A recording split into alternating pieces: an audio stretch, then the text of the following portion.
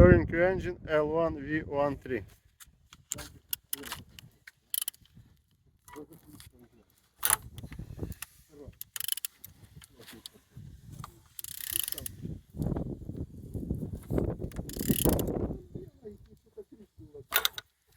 All turning good, all compression complete.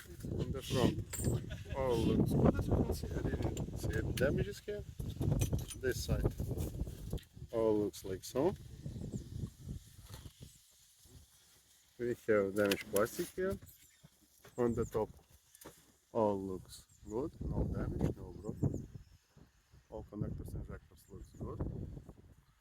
Pipes, as you can see, in good condition.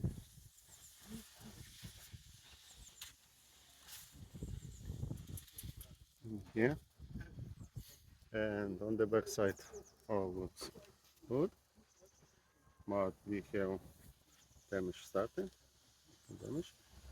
and on this side all looks very good. Turbo is in good condition.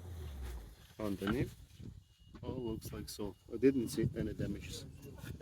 Turnkey engine L1V13. Thank you.